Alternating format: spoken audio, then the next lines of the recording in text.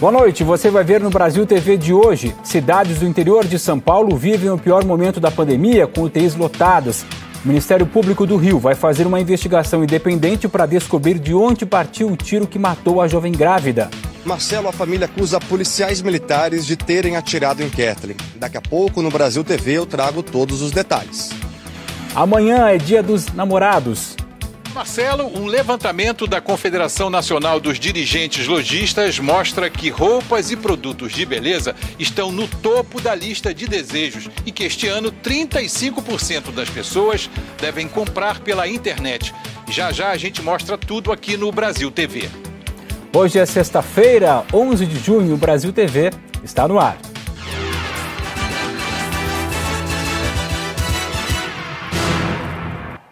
A gente começa o Brasil TV de hoje com um preocupante aumento de casos de Covid em São Paulo. A ocupação de leitos de UTI para a doença está acima dos 90% na maioria das regiões do interior. Paula Seplin. Olá, Marcelo Cosme. Vivem situação mais crítica as regiões aqui de Presidente Prudente, Barretos, Marília, Piracicaba, Ribeirão Preto, São João da Boa Vista, Bauru, Registro e São José do Rio Preto. Aqui em Presidente Prudente, a Prefeitura publicou um decreto estabelecendo novas regras para conter o avanço da doença.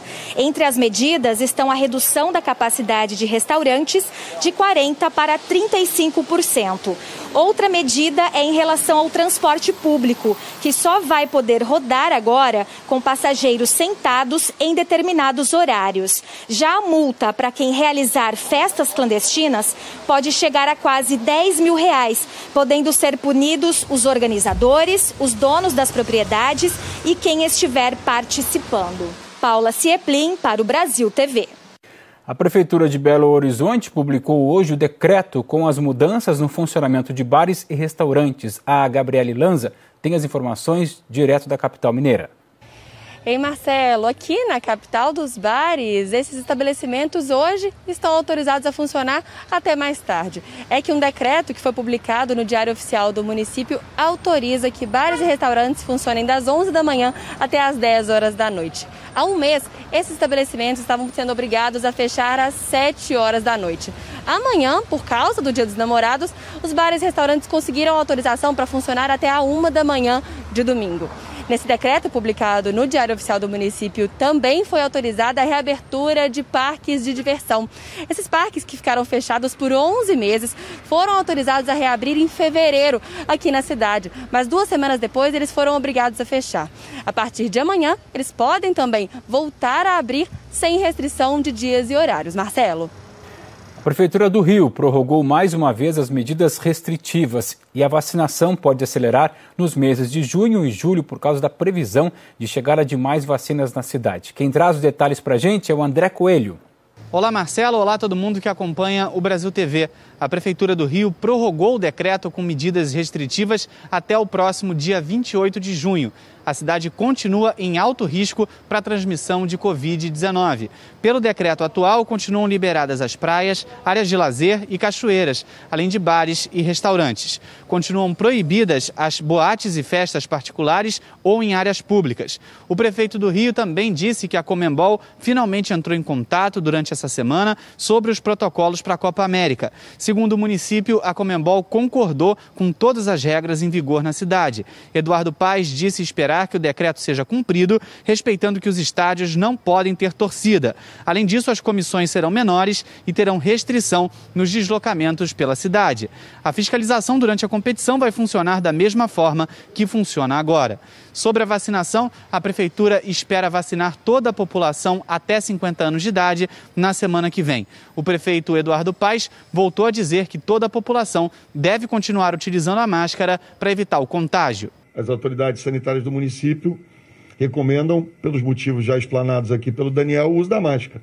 Então, eu não tenho opinião política. Por mim, minha opinião política era fazer um carnaval amanhã e não ter que usar mais nada e tá todo mundo se abraçando no meio da rua. Esse é o meu desejo, né? Mas o meu desejo não pode ser maior do que aquilo que dizem as autoridades sanitárias do município. Então, minha opinião não é política. Minha opinião, o que dizem eles, eu vou ter sempre a mesma opinião que aqueles técnicos que me auxiliam aqui na prefeitura tiverem. Então a opinião deles é pela máscara, a minha também. E hoje os municípios do estado receberam quase 400 mil novas doses de vacina contra a Covid-19. Volto com você, Marcelo. O plano de convivência com a Covid em Pernambuco tem mudanças a partir já de segunda-feira. Em 35 cidades do sertão, uma quarentena mais rígida entra em vigor com o fechamento do comércio, bares, restaurantes e outros serviços. Meryla Nuzzi. Oi, Marcelo. O novo plano de convivência com a Covid-19, anunciado pelo governo de Pernambuco, determina que em 35 cidades do sertão entra em vigor uma quarentena mais rígida, com fechamento de comércio, bares, restaurantes e outros serviços. Só vão poder funcionar atividades autorizadas pelo governo.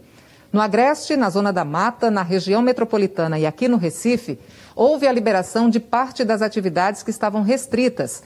Isso vale a partir de segunda-feira, dia 14. Atualmente, no fim de semana, por exemplo, o comércio não funciona. Amanhã, Dia dos Namorados, todas as lojas estarão fechadas. Elas vão poder reabrir só a partir do próximo fim de semana. O novo plano de convivência vale até o dia 26 deste mês, só não para as cidades do sertão em quarentena. Nelas, as restrições valem a princípio até o dia 20. Para todo o estado, estão proibidos shows, festas, eventos corporativos e sociais de todo tipo. Até agora, Pernambuco já registrou 515.544 casos de Covid-19. 16.701 pessoas morreram com a doença. Marcelo. Campina Grande, na Paraíba, proibiu fogueiras e fogos de artifícios durante as festas juninas. Arthur Lira. Essa foi uma recomendação do Ministério Público através do promotor de justiça Eulâmpio Duarte. E a Prefeitura de Campina Grande acatou a recomendação e publicou um decreto proibindo a queima de fogueiras nesse período do mês de junho. A gente sabe que nesse mês de junho, com os festejos, as famílias têm um desejo de manter a tradição de acender fogueiras, principalmente agora, neste sábado, dia 12, que é a véspera do dia de Santo Antônio. Mas o objetivo dessa recomendação, que virou agora um decreto, é justamente evitar que a fumaça das fogueiras polua o meio ambiente e, na situação de pandemia, também evite um agravamento no quadro de saúde das pessoas que estão contaminadas com o novo coronavírus. A gente tem acompanhado nessa pandemia que a Covid-19 tem uma característica também de atacar o sistema respiratório das pessoas. Além disso, nas últimas semanas, Campina Grande já tem vivido aí uma mudança de tempo, de clima, as temperaturas estão mais baixas e aí começam a surgir também casos de síndromes respiratórias, outras doenças que afetam o nosso sistema respiratório. Então, esse é o objetivo principal, que é necessário também na situação de pandemia, já que se surgirem novos casos, as pessoas vão procurar os hospitais e isso vai acabar gerando uma sobrecarga ainda maior, já que os hospitais têm operado no limite por causa da pandemia. Com essa decisão, é a Prefeitura quem fica responsável por fiscalizar. Inclusive, a Prefeitura tem autonomia para punir e até aplicar multas a quem descumprir esse decreto. Em Mato Grosso do Sul, teve mudança no início do decreto estadual que determina medidas mais restritivas para conter a pandemia. Graziela Andrade. Olá, boa noite. O decreto que começaria a valer hoje foi alterado a pedido da Associação de Municípios de Mato Grosso do Sul, porque prefeituras e empresários teriam sido pegos de surpresa com medidas que alteram o funcionamento do comércio e restringem a circulação de pessoas. Apenas serviços essenciais poderão atender enquanto o decreto estiver em vigor. A nova data para início das medidas é no domingo e segue até o dia 24. Mato Grosso do Sul está com a taxa de ocupação de leitos de UTI em 100%. 260 pacientes estão na fila à espera de um leito. 25 pessoas já foram transferidas para os estados de Rondônia e São Paulo por falta de vagas. E para piorar ainda mais o cenário, estão faltando medicamentos e insumos no hospital que é referência no tratamento da Covid, que fica aqui na capital Campo Grande. Graziela Andrade para o Brasil TV. O governo do Mato Grosso determinou a volta ao trabalho dos profissionais de educação depois que eles tomarem a segunda dose. Eunice Ramos.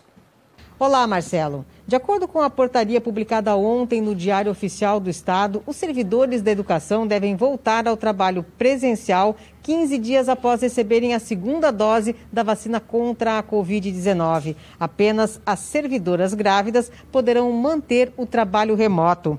Os trabalhadores que precisarem continuar com as atividades de forma não presencial, mesmo após receberem as 2 doses da vacina, deverão encaminhar documentos que comprovem o motivo do afastamento do serviço presencial. De acordo com o Estado, os professores voltarão a trabalhar de forma presencial nas escolas, mas as aulas vão continuar remotas. O plantão pedagógico está liberado com a participação de até 5 alunos por plantão, respeitando as medidas de biossegurança. A vacinação dos profissionais de educação começou no dia 4 de junho. A estimativa é que cerca de 15 mil profissionais sejam vacinados só em Cuiabá. Marcelo Cosme. Em Goiânia, terminou hoje o prazo para a segunda dose dos idosos. O Fábio Castro nos explica. Oi, Marcelo. São cerca de 3 mil pessoas que tomaram a primeira dose, mas que não voltaram para completar a imunização. E o prazo acabou hoje mesmo. Segundo a Secretaria de Saúde, a maioria dos casos é de idosos que receberam a vacina ainda no início da campanha. Essas pessoas estão com a aplicação atrasada há mais de 2 meses. As doses para esse reforço na imunização ficaram reservadas, mas elas têm data de validade. As doses que não foram usadas serão repassadas para a primeira aplicação em outros públicos na semana que vem.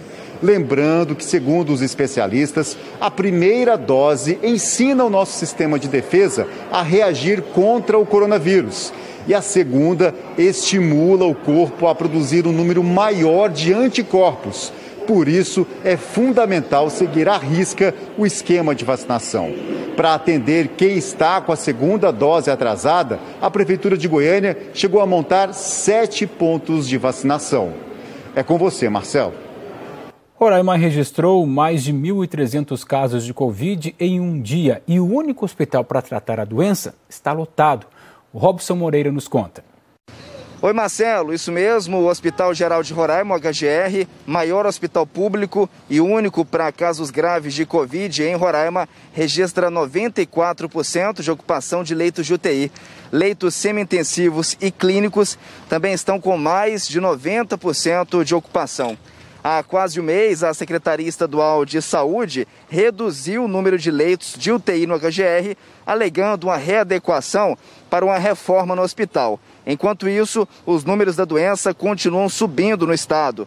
Em 24 horas, mais de 1.300 casos foram confirmados. Além disso, Roraima registrou mais mortes por Covid em 2021 do que em todo o primeiro ano da pandemia. Dados da Secretaria de Saúde também mostram que desde o início de janeiro até a última quarta-feira foram confirmados 885 óbitos. Em todo o ano passado, o estado registrou 787 mortes pelo coronavírus. O total chega a 1.672 óbitos. Aqui em Boa Vista, o hospital de campanha continua funcionando, mas apenas com leitos clínicos. O espaço começou a receber grávidas, já que a maior maternidade de Roraima também deve passar por uma reforma. Marcelo Cosme. A Prefeitura de Macapá começou uma campanha de 30 horas de vacinação contra a Covid. Quem tem os detalhes é a Karina Rodrigues. Olá, Marcelo. A vacinação começou às 8 horas da manhã e vai até às 2 da tarde de amanhã, sem interrupção. Essa não é a primeira vez que a Prefeitura de Macapá realiza esse tipo de ação. Na primeira, em maio, foram aplicadas 10 mil doses da Coronavac em 24 horas. Todas em pessoas com a segunda dose atrasada. Agora a vacinação é da AstraZeneca. A ação batizada de Arraial da Vacinação é destinada para trabalhadores da educação, para pessoas a partir de 50 anos de idade e para quem o prazo para tomar a segunda dose da AstraZeneca já venceu ou vence hoje ou amanhã. Segundo a Prefeitura, pelo menos 6 mil pessoas estão com a segunda dose da AstraZeneca atrasada. Cerca de 450 servidores estão trabalhando nos 4 pontos de vacinação. Ontem, o governo do estado recebeu do Ministério da Saúde 44.250 doses de AstraZeneca e 18.430 são aqui para Macapá. Marcelo, volto com você no estúdio. São Luís é a capital brasileira com a vacinação mais adiantada por faixa etária. O Adailton Borba explica que a capital maranhense recebeu doses extras depois de confirmar casos da variante Delta, que foi identificada lá na Índia. Oi, Marcelo. A campanha segue em ritmo acelerado em São Luís. Hoje foi a vez de vacinar quem tem 33 ou 34 anos. Amanhã, no sábado, vai ser a vez de quem tem 31 ou 32. No domingo, quem tem 30 anos de idade. São Luís recebeu doses extras da vacina contra o coronavírus porque foi a primeira cidade brasileira a confirmar casos da variante Delta, naquela que teve surgimento lá na Índia. Até o momento, já foram aplicadas mais de 400 mil primeiras doses durante essa campanha de imunização contra a Covid-19. Segundo a Prefeitura, isso representa quase metade da população que pode receber a vacina.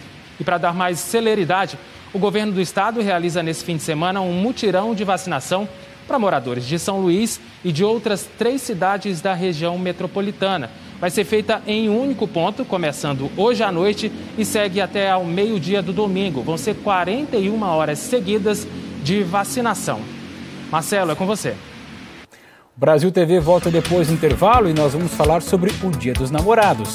Olá, Marcelo. Um levantamento da Confederação Nacional dos Dirigentes Lojistas mostra que roupas e produtos de beleza estão no topo da lista de desejos e que este ano 35% das pessoas devem comprar pela internet. Já já a gente mostra tudo aqui no Brasil TV.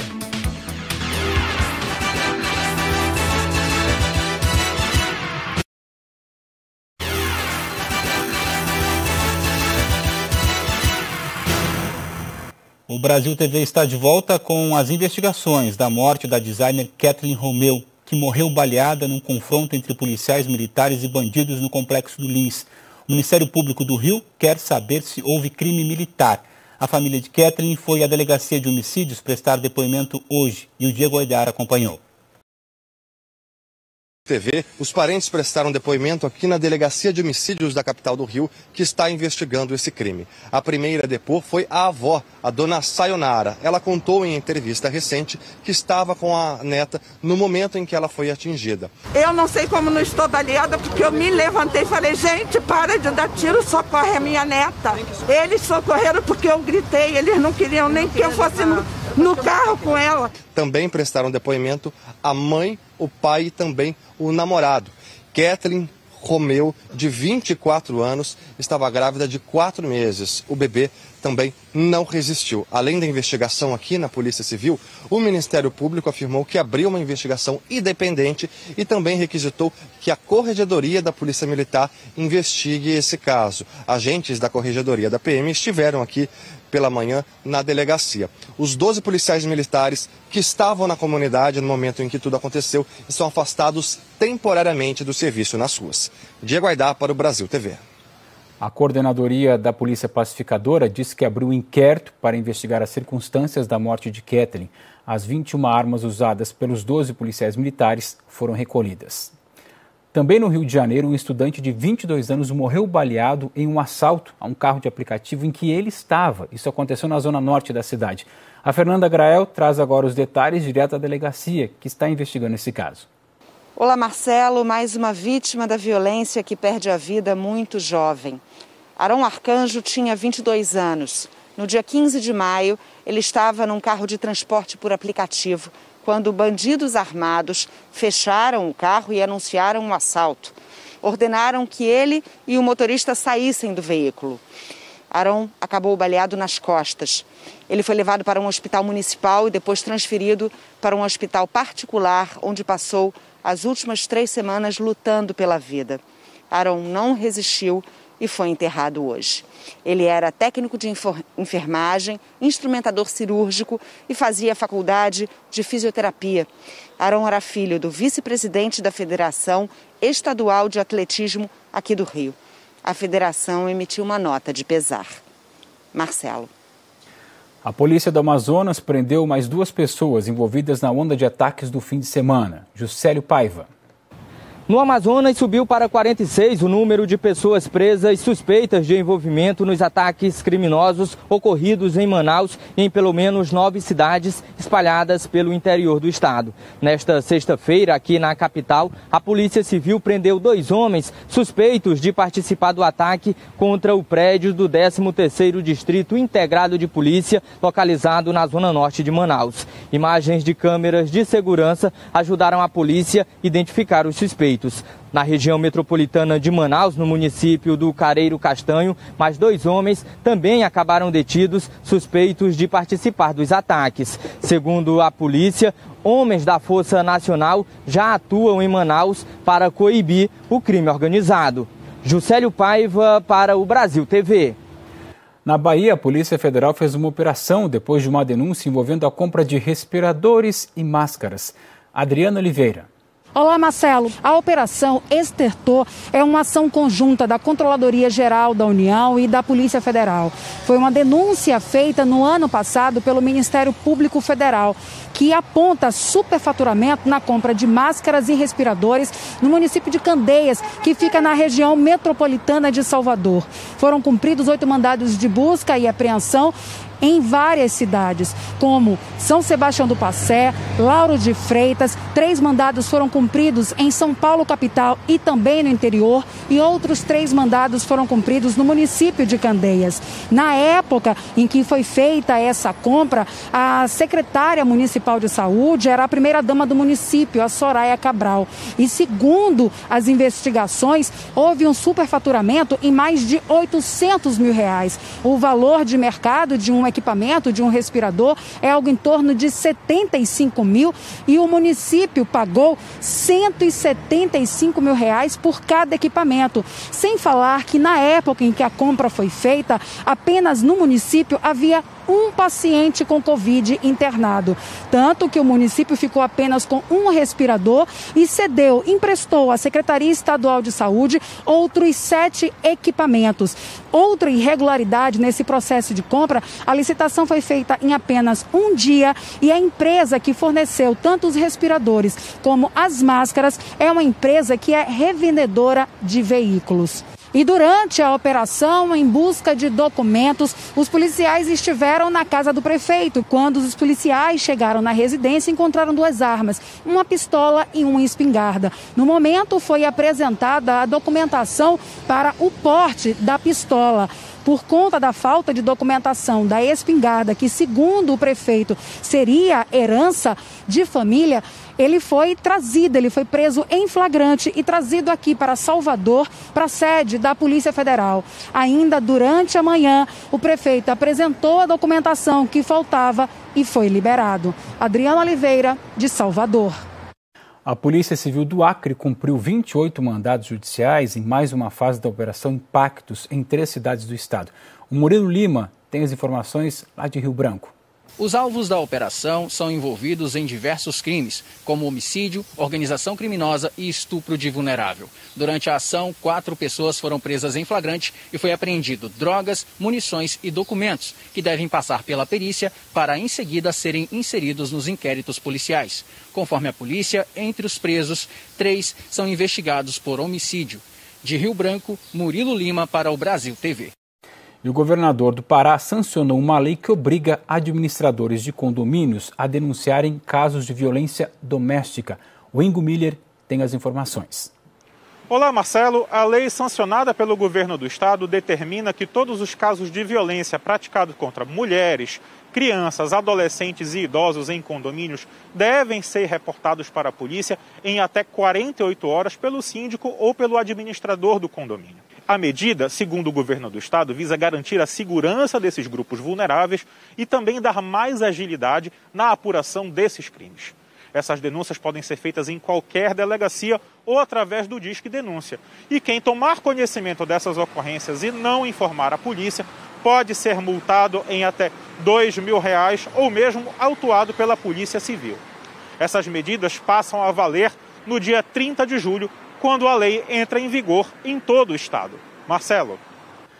O comércio está de olho no Dia dos Namorados, à espera de uma melhora nas vendas. Um levantamento da Confederação Nacional dos Dirigentes Lojistas mostra que roupas e produtos de beleza estão no topo da lista de desejos e que esse ano 35% das pessoas devem comprar pela internet. Quem nos conta é o Ari Peixoto. Olá, Marcelo. Amanhã é Dia dos Namorados e 93 milhões de brasileiros já estão separando um dinheirinho para não deixar a data passar em branco. Se comparado ao que foi registrado antes da pandemia, é um número menor, não tem dúvida.